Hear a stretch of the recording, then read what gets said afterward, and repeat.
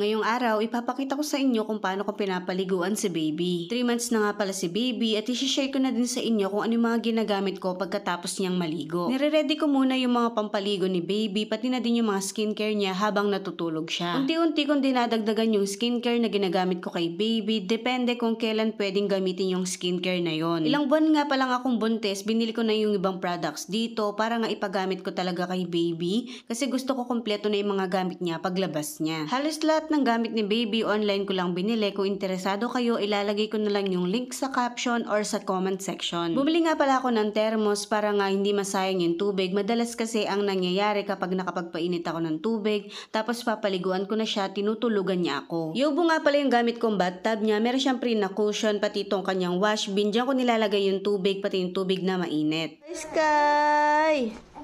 Uy! Hello! Hello!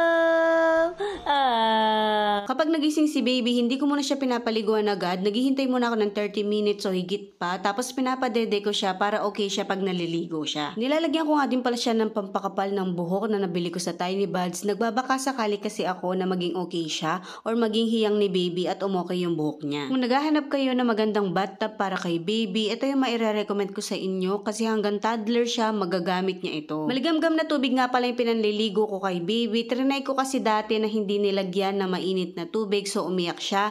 Para hindi matrauma at hindi niya ayawan yung pagligo, bumalik kami sa maligamgam na tubig. Nakikita niyo naman tuwang-tuwa at nag-i-enjoy talaga si baby pag naliligo siya. Lactacid nga pala yung ginagamit kong baby wash niya dito pero inuubos na lang namin yan kasi madami akong biniling baby wash na itatry namin. Kapag pinapaliguan ko si baby, from head to toe yung pagpapaligo ko pero depende naman sa inyo kung ano yung hiyang at gusto ni baby. Pagkatapos ko siyang banlawan, pinupunasan at binabalot ko siya agad para hindi siya ginawin. Dinodoble ko nga pala yung pagpunas sa katawan ni baby gamit yung kanyang lampe, lalong-lalo na sa kilikili, sa singit para hindi mangasim. Nilalagyan ko agad ng diaper at damit si baby para nga hindi ginawin. Pagkatapos niya, doon ko palang nilalagay yung mga skincare niya. Pagkatapos ng damit niya, doon ko siya nilalagyan ng lotion. Abino nga pala ito, kung naghahanap kayo ng lotion sa mga babies ninyo, kahit newborn yan, pwede sa kanya ito. Nga pala, pinapaliguan ko si baby sa sala, tapos 3 to 5 minutes lang para hindi siya ginawin. Minsan nga gumagamit pa ako ng timer pag pinapaliguan si baby dahil nga hindi siya iyakin, ang sarap niyang paliguan. Lahat ng gagamitin ko pagkatapos maligo ni baby, nilalagay ko sa isang pwesto para madaling abutin. Nililinis ko nga din pala yung dila niya. Maganda tong panglinis ng dila niya, kaso nga lang medyo struggle kasi kinakagat niya. Para naman sa cradle cup ni baby, nilalagyan ko siya ng mustela. Medyo mahal nga lang pero effective talaga siya. Nililinis ko din nga pala yung tenga ni baby pero yung nasa labas lang. Pati nga pala yung ilong ni baby, nililinis ko din.